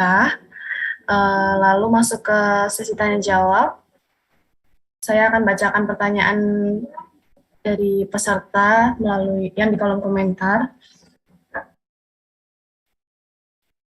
Yang pertama pertanyaan untuk Kak Riki. Apakah Kak Riki masih ada di room? Halo, ada Kak. Oh ya. Kak Riki izin bertanya, tadi terkait membuat kelompok dengan bantuan Biro Jodoh PKM Corner UGM, gimana sih caranya bisa jadi tim yang solid sedangkan posisinya belum terlalu mengenal satu sama lain? Itu pertanyaan pertama, Kak. Oke, baik. Jadi mungkin pertama untuk yang Biro Jodoh dulu ya. Nah, jadi itu dari PKM Corner UGM sendiri, itu tuh kayak apa ya, open open DM gitu loh, misalkan entah itu Instagram, Twitter, atau Line gitu. Jadi teman-teman tinggal nyiapin aja semacam apa ya, broadcast-nya gitu, butuh timnya tuh seperti apa, kriterianya apa, teman-teman PKM bidangnya apa, udah punya judul dan udah punya dosen misalkan. Nah, pokoknya itu teman-teman tinggal bikin broadcast-nya aja. Nanti dari PKM corner atau PKM centernya itu nanti akan nge-share ke setiap sosial medianya dia gitu. Nah, kalau dari PKM corner di Alma Ata sendiri udah bikin kayak gitu juga, Kak. Gimana, Kak? Di PKM corner Alma Ata udah ada semacam biro jodoh juga? Belum. Sudah, Kak. Oh, sudah. Oh, Ya, sudah. Nah, itu bisa tuh dimanfaatkan gitu ya. Kalau misalkan teman-teman masih bingung gitu nyari kriteria timnya kayak gimana. Terus untuk gimana sih Kak untuk nyari tim yang solid gitu ya. Jujur itu tuh nggak bisa memastikan kayak udah pasti solid gitu loh. Karena orang yang kelihatan solid di awal pun juga bisa jadi hilang motivasi di tengah-tengah gitu ya. Jadi emang mungkin kalau dari kriteria awal itu ya untuk kita nyari tim, yang penting itu aku pertama ngelihat skillnya dia yang dibutuhin tuh apa gitu. Misalnya aku butuh seorang yang bisa desain, aku butuh seorang yang bisa apa ya, misalkan bikin aplikasi atau ya beberapa kriteria lain gitu. Nah, kalau skill itu terpenuhi, terus aku lihat kesibukan dia apa gitu. Misalkan sibuknya BEM universitas itu udah, kalau aku sendiri udah kayak oh kayaknya nggak usah deh, pasti dia bakal sibuk banget gitu. Atau misalkan dalam 1 tahun itu dia menjadi apa ya, staff misalkan 4 kepanitiaan, dia juga ketua divisi gitu-gitu, ya aku juga mempertimbangkan nih orang pasti sibuk banget gitu. Jadi dipertimbangkan aja pertama skill yang dia punya, terus kesibukannya gitu. Nah abis itu yang paling susah itu emang maintenance-nya, gimana sih cara menjaga timnya itu agar selalu kompak sampai akhir gitu ya. Timku sendiri itu nggak yang selalu enak diatur gitu ya. Bahkan PKM 2021 kemarin itu ada satu timku yang hilang gitu karena dia sibuk untuk mengerjakan semacam event besar di UGM gitu, dan dia ketua divisinya gitu, dan itu dia sempat hilang gitu. Dan dia sempat apa ya, istilahnya agak menyampingkan tugasnya di PKM ini gitu. Akhirnya ya mau nggak mau kita harus meeting lagi bareng-bareng, kita cerita lagi tujuan awal kita apa gitu, kamu sendiri komitmennya gimana, karena kan ini kita udah mau di akhir gitu. Pokoknya perbanyak komunikasi aja gitu untuk terkait tim. Mungkin itu yang bisa aku jawab, Kak. Oke, baik. Terima kasih Kak atas jawabannya. Pertanyaan selanjutnya untuk Kak Riki lagi. Bagaimana sih Kak agar bisa mencetuskan ide untuk PKMKC dan inspirasinya itu dari mana? Terus bagaimana cara mengembangkannya? Oke, terima kasih atas pertanyaannya. Jadi untuk PKMKC sendiri itu waktu awal tahun 2020 itu aku dapat beberapa inspirasi. Cuman yang akhirnya yang aku jadiin proposal PKM itu karena waktu kuliah sih. Jadi waktu kuliah itu dosenku ngejelasin tentang diabetes, dan dia bilang ada satu part di mana kalau masalah ini tuh masih belum terselesaikan gitu. Nah itu jadi suatu apa ya, masalah gitu atau PR yang mungkin kita bisa menjadi orang yang memberikan solusi gitu. Jadi pas perkuliahan itu aku dapat insight atau ide untuk membuat PKM. Nah selain itu aku juga waktu itu pernah waktu praktikum gitu ya. Waktu praktikum terus aku ngelihat potensi dari suatu zat, oh ini kayaknya bisa deh masuk ke sini gitu. Itu juga bisa untuk PKM gitu. Terus selain itu aku juga ada skills lab itu semacam kayak praktik keperawatan gitu. Nah aku ngelihat ada suatu alat untuk bantu jalan, tapi kok rasanya masih kurang nyaman, masih nggak efektif untuk digunakan untuk naik turun tangga. Nah gimana caranya aku mendesain alat itu untuk mungkin ketika naik turun tangga atau ke medan yang lebih sulit itu bisa lebih nyaman oleh pengguna gitu. Jadi inspirasi itu bisa datang dari mana aja sih menurutku. Yang penting kita sebagai mahasiswa itu menggunakan critical thinking kita ya. Maksudnya kalaupun kita kuliah, kalaupun kita ada praktikum, ataupun lagi di kondisi apapun, kita bisa mengkritisi suatu fenomena atau kejadian gitu. Yang mana setiap hal itu kan biasanya ada masalah, dan masalah itu perlu solusi gitu. Terus gimana sih untuk mengembangkan idenya? Nah, untuk mengembangkan idenya, bahkan sebelum PKM itu mulai, aku udah konsultasi ke dosen gitu. Aku minta pendapat dosen, gimana kalau idenya kayak gini. Terus aku diarahkan untuk coba cari keyword di Google ini, coba cari jurnal ini gitu. Itu aku udah diarahin oleh dosen gitu. Nah, setelah punya pandangan yang lebih clear tentang idenya, nah baru aku mencari tim yang emang dia ahli di teknik gitu. Jadi kan aku kan bukan anak teknik gitu. Jadi aku hanya tahu idealnya aku pengen bikin alat ini gitu. Ternyata terpentok oleh realita kalau anak tekniknya itu nggak bisa atau nggak mungkin merealisasikan alat dengan teknologi ini. Jadi harus diganti dengan alternatif yang lain kayak gitu misalnya. Ya mungkin itu Kak. Oke, baik. Terima kasih Kak Riki atas jawabannya. Lanjut ke pertanyaan selanjutnya untuk Kak Aini. Pertanyaan pertama, kalau semisal kita ambil tema tentang COVID-19 untuk PKM GFK, apakah boleh, Kak? Oke, terima kasih atas pertanyaannya ya. Jadi untuk salah satu COVID itu kan juga masuk ke dalam isu nasional ya. Jadi boleh untuk mau mengambil COVID, namun untuk gagasannya kan minimal itu bisa terimplementasikan 5 tahun gitu. Jadi sesegera mungkin gitu yang untuk dapat bisa diimplementasikan. Oke, baik. Pertanyaan kedua untuk Kak Aini juga. Bagaimana sih cara kita mengembangkan ide untuk PKM GFK yang imajinatif tapi tetap rasional? Oke. Jadi untuk GFK ini sebenarnya kalian bisa pertama observasi atau mengamati sekitar kalian ya pertama gitu. Ada masalah apa sih gitu, karena setiap ada masalah tuh pasti di sana ada potensi yang bisa kalian kembangkan gitu, entah sekecil apapun itu gitu. Nah, contoh mungkin sambil sharing ya.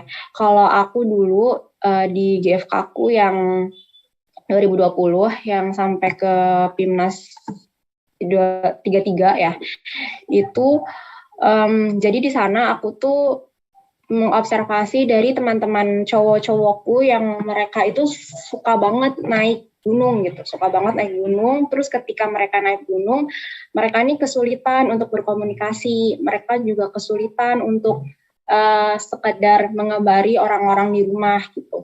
Nah, kendalanya itu selalu ada di sinyal gitu. Tapi di sana juga terdapat pro kontra. Takutnya kalau misalnya ada sinyal di gunung, takutnya malah mendekatkan yang jauh dan menjauhkan yang dekat. Tapi dilema juga, mereka juga butuh sinyal untuk menghubungi orang-orang mereka yang nunggu kabar mereka gitu kan. Terus belum lagi beberapa juga ada yang menginginkan sinyal untuk sekedar upload di sosial media tentang kegiatan mereka di gunung atau membuat vlog tertentu gitu. Dari permasalahan yang ada seperti itu, akhirnya kepikiranlah aku membuat suatu aplikasi yang dimana aku bisa memperkuat jaringan telekomunikasi di sana. Jadi aku membuat suatu aplikasi namanya Pandu Gunung waktu di PKM GFK-ku 2020. Mungkin nanti bisa di-search juga ya untuk lebih detailnya. Jadi kasarannya itu aku membuat aplikasi itu dengan latar belakang masalah yang tadi gitu. Yang tadi teman-temanku. Sama juga sama Ricky yang mencari tim yang harus sesuai gitu. Kan aku maksudnya pionir penggagas utama gitu, tapi aku nggak memungkinkan untuk melanjutkan PKM dengan gagasan seperti itu karena aku dari perikanan, kan jauh banget ya, maksudnya dari perikanan tapi aku ngebahasnya tentang sinyal dan juga tentang alam pegunungan gitu, itu kan nggak ada sama sekali di kuliahku gitu kan. Nah, akhirnya aku mencari teman yang sama di UB juga ada semacam biro jodoh gitu. Tapi di sana namanya Ritma, per fakultas juga ada. Kalau di SPK aku sendiri namanya SKM, jadi Sekolah Kreativitas Mahasiswa. Nah, di sana itu saling berkoordinasi sama teman-teman lingkar riset yang tiap fakultas gitu. Jadi di sana kita difasilitasi, kita butuh teman-teman yang punya keahlian seperti apa nih. Terus jadi kita di sana bisa direkomendasikan, oh ini membutuhkan teman-teman dari elektro, oh ini membutuhkan teman-teman dari satunya lagi tentang perekonomian yang bisa mengelis nih, ini nanti bakalan impact-nya apa ke ekonomi kalau misalnya ini direalisasikan dan seterusnya gitu. Akhirnya ketika kita udah dipertemukan nih sama teman-teman yang bisa masuk ke dalam timnya gitu ya, karena di sini juga perlu di underline gitu ya teman-teman, satu tim itu bukan hanya terdiri dari kita sebagai mahasiswa yang menjalankan PKM, tapi tim juga termasuk di dalamnya dosen pendamping kita, dosen pembimbing kita, dan juga birokrasi yang ada gitu. Jadi semuanya itu tidak bisa berjalan sesuai dengan apa yang kita harapkan ketika hanya salah satu saja yang bekerja gitu. Jadi semuanya harus ikut bekerja sama, entah jadi mahasiswanya, dosennya, dan juga birokrasinya agar bisa mendapatkan hasil yang kita inginkan gitu. Nah, alhamdulillah waktu itu disupport sekali idenya. Akhirnya dipertemukan dengan teman-teman dari elektro dan juga teman-teman dari agribisnis, sehingga kita bisa brainstorm lebih mengklirkan idenya gitu. Dan juga dibantu oleh tentunya dengan dosen gitu kan, boleh ya dosennya tidak sesuai dengan satu fakultas ketua gitu, walaupun di sana aku ketua tapi dosenku dari elektro gitu, jadi aku dibimbing sama dosen elektro untuk lebih mempelajari gitu, apa sih itu sinyal, apa sih bandwidth-nya sebagainya gitu. Akhirnya jadi walaupun kalian dari ilmu yang berbeda dengan gagasan yang tidak serumpun ilmu atau tidak selinear dengan apa yang kalian gagas, itu it's okay sih menurut aku, asalkan di sana ada ahlinya gitu, ada ahlinya dan juga memang dibimbing dengan dosen yang mumpuni untuk membimbing kalian di ide itu gitu. Kurang lebih seperti itu sih. Oke, baik. Terima kasih, Kak. Lanjut ke pertanyaan selanjutnya untuk Kak Aini juga. Bagaimana sih cara membuat video untuk keluaran PKM GFK itu? Dan itu kita memang harus benar-benar membuat video sendiri atau kita bisa mengambil video dari orang lain, tetapi kita tetap mencantumkan sumber video itu lalu kita satukan. Oke, jadi untuk video di GFK ini seperti yang tadi udah dijelaskan ya, jadi dia ini boleh blended gitu. Nah, untuk video yang kita ambil dari video dari YouTube misalnya, itu harus tetap dikasih source-nya, tapi tidak boleh lebih dari 3% dari keseluruhan video. Kan maksimal video yang kita upload itu 5 menit ya, 5 menit deh, 5-7 menit kalau nggak salah ya. Iya. Nah, waktu itu aku selalu bikin video itu di rentan 4-5 menit gitu ya. Dan itu beberapa memang ada yang ambil dari, tapi di sana kita tetap memberikan source-nya gitu. Jadi jangan kita menghilangkan watermark atau apapun yang asli dari videonya gitu. Dan itu tidak boleh lebih dari 3% juga. Kenapa? Karena itu nanti bisa masuk dalam ranah plagiasi gitu kalau kita menghilangkan dan juga lebih dari 3% dari keseluruhan video yang kita buat gitu. Nah, untuk sisanya itu lebih disarankan kalian ambil shoot sendiri. Kalau misalnya kalian memang ambil shoot sendiri, tidak perlu dicantumkan source-nya karena itu kan milik kalian sendiri gitu ya. Dan juga kalau kalian membuat animasi sendiri itu juga tidak perlu dicantumkan source-nya gitu karena itu juga milik kalian sendiri. Untuk di videoku yang dapat lolos pendanaan tahun 2021 kemarin, itu memang ini ya, memang blended dari ketiganya gitu. Jadi dari YouTube ada, dari syuting sendiri ada, animasi sendiri ada. Itu mungkin kalau kalian penasaran mau lihat komponen video yang blended banget kayak gitu, bisa kalian searching namanya Tudung Ancala gitu. Jadi di sana aku membahas tentang isu nasional konservasi satwa liar, dan juga dikaitkan dengan SDGs live online di nomor 15 gitu. Jadi mungkin bisa menjadi inspirasi, barangkali di search aja di YouTube masih ada kok videonya. Oke, baik. Pertanyaan terakhir nih, Kak. Tips dari Kak Aini dong untuk bisa lolos PIMNAS. Oke, terima kasih. Ini sebenarnya pertanyaan cukup sulit ya untuk dijawab.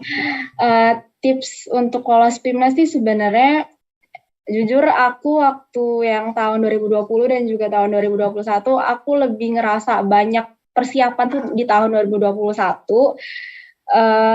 Tapi aku nggak tahu malah yang dapat medal itu di tahun 2020. Aku kira aku di 2021 akan lebih baik lagi gitu medal saya dari tahun 2020, karena persiapanku lebih panjang daripada tahun 2020 gitu, yang sebenarnya di 2020 tuh lebih banyak dadakannya. Belum lagi waktu sosialisasi di UB sendiri gitu ya, kan sosialisasinya biasanya sama dosen-dosen yang memang reviewer PIMNAS-nya. Beliau mengatakan yang lolos PIMNAS itu dari hasil PKP 2 hanya 1%, diambilnya dari semua yang dapat lolos pendanaan di waktu itu gitu. Apalagi saat ini pandemi.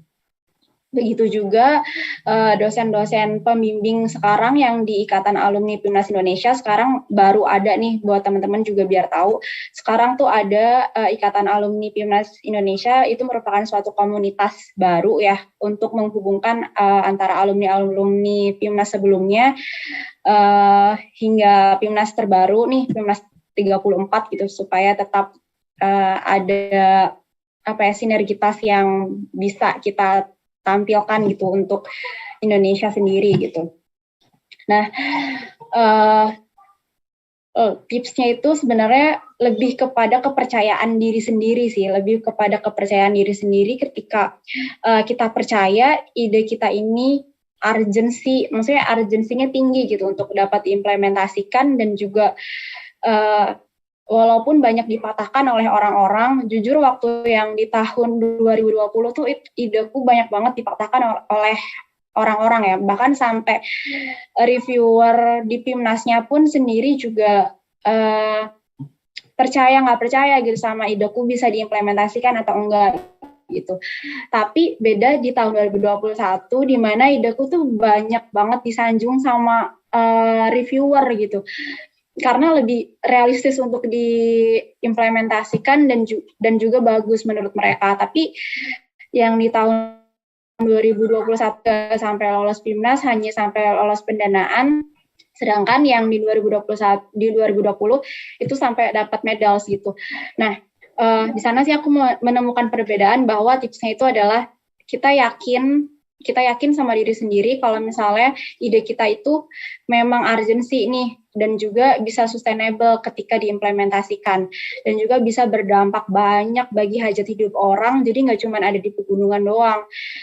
Bayangkan kalau ideku bisa terimplementasi yang Pandu Gunung itu, selain bisa menolong dari segi telekomunikasi, itu juga bisa menolong dari segi ekonomi, bisa menolong dari segi pendidikan, karena di sana juga bisa dibuat jurnal tentang naik gunung gitu ya, maksudnya bisa terinput dalam database, dan juga bisa menghimpun big data di mana bisa menyambut Indonesia 5.0 dan seterusnya. Jadi ternyata yang dicari itu adalah ide yang mana punya punya manfaat bagi banyak hajat orang, dan juga bisa sustainable ketika diimplementasikan gitu sih kurang lebih tipsnya, selain kita pede dengan ide kita bahwa ide kita memiliki urgenitas yang tinggi gitu ya, dan juga ya udah kita tetap pede aja walaupun banyak dipatahkan gitu, tapi istilahnya kita tetap ngeyel itu bagus idenya, tapi harus diingat gitu ya, harus tetap pada baseline-nya sains gitu. Jadi nggak boleh keluar dari sains karena yang dilihat di sini adalah rasionalitas. Oke, baik. Terima kasih banyak kepada Kak Aini dan Kak Riki yang telah memberikan jawaban atas pertanyaan teman-teman. Boleh dong Kak Aini dan Kak Riki kasih closing statement nih. Mulai dari Kak Aini dulu juga boleh. Oh, oke. Closing statement-nya mungkin dari saya, teman-teman harus bisa memanfaatkan status kemahasiswaan teman-teman nih.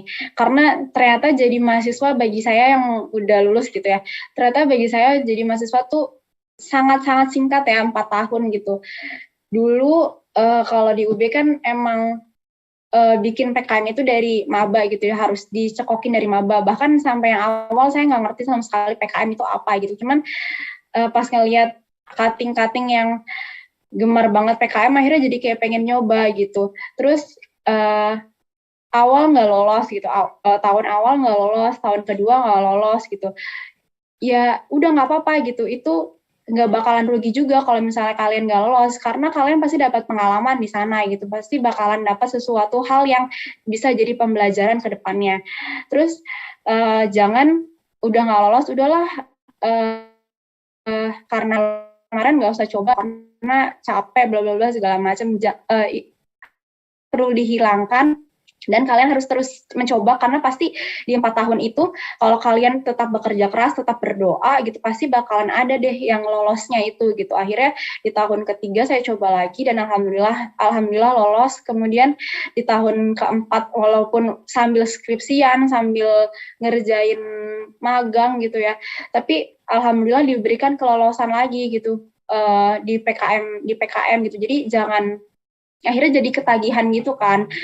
Dan akhirnya tuh jadi paham banget tuh gimana sih strukturnya yang harus dibuat gitu, karena ya sudah bisa karena terbiasa gitu kan.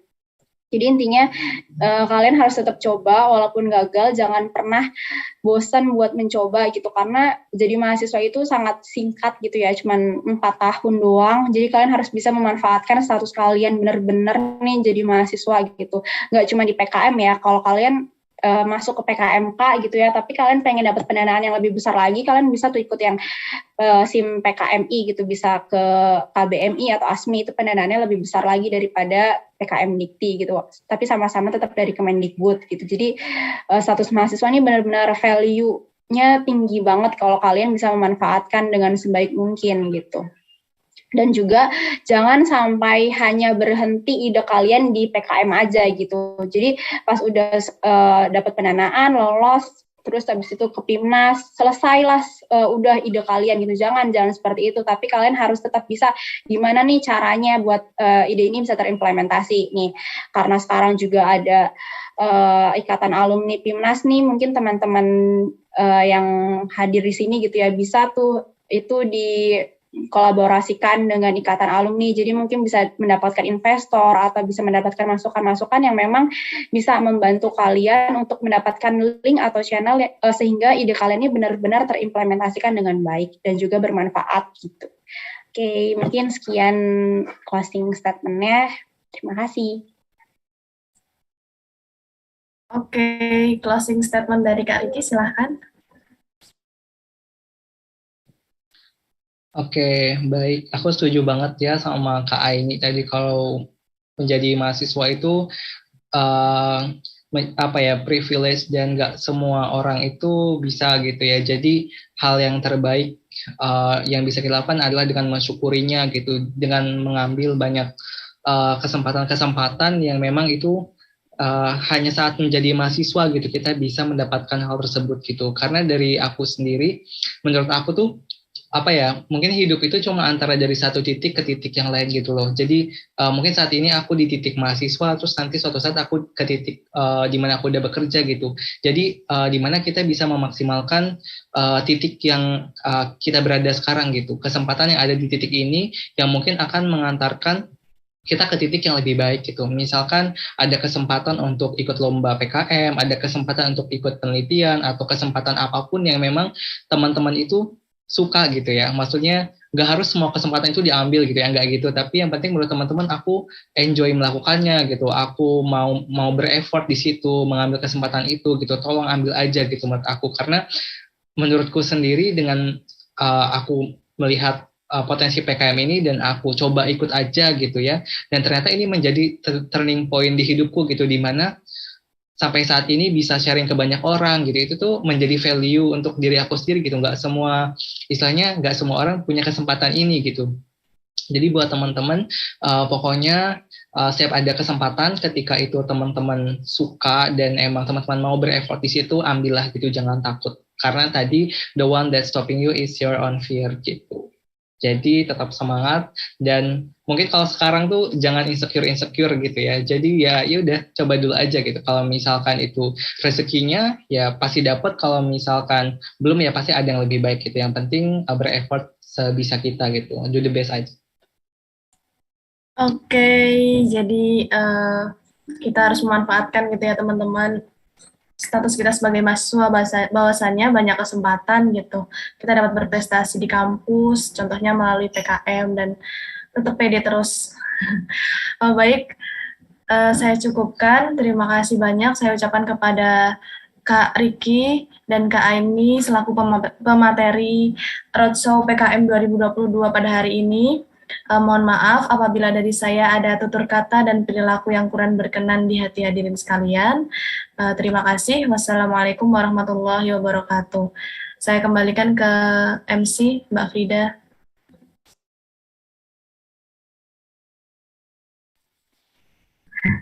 Baik, terima kasih Mbak Ajeng. Untuk yang selanjutnya ada informasi pemenang PKM Idea Competition Sudeti Anjarwati tentang eksplorasi etnomasain pada upacara Saparan Bakakak Ambar Ketawang Gamping Sleman. Yang kedua ada PKM GT, yaitu dari Sri Sunanti, pembaruan pembangkit listrik dengan 3 sistem pembangkit, yaitu matahari, hujan, dan buyung, atau mata hubu. Yang ketiga ada PKMK, yaitu dimenangkan oleh Medi Febriansyah dengan judul Makaroni Pegagan sebagai bentuk pemanfaatan daun pegagan sebagai camilan sehat yang jadi solusi untuk mengatasi gizi buruk. Yang keempat, PKM AI, yaitu Musonef Anwar, implementasi website sebagai media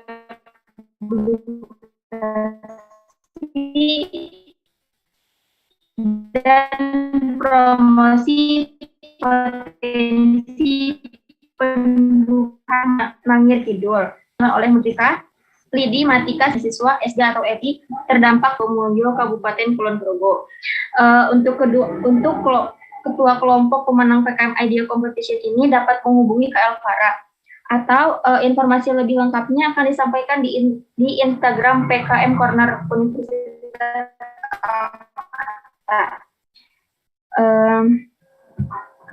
Mohon maaf Kak Frida. Acara yang terakhir yaitu gimana? Mohon maaf, saya potong.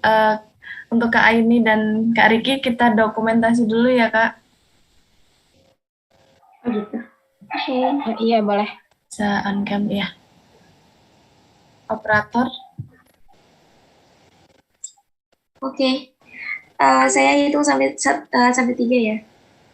1, 2, 3. Oke. Sekali lagi Kak, mungkin 1, 2, 3. Oke, sudah. Terima kasih. Baik, terima kasih. Lanjut Kak Frida. Ini langsung saja ya Kak Ajeng.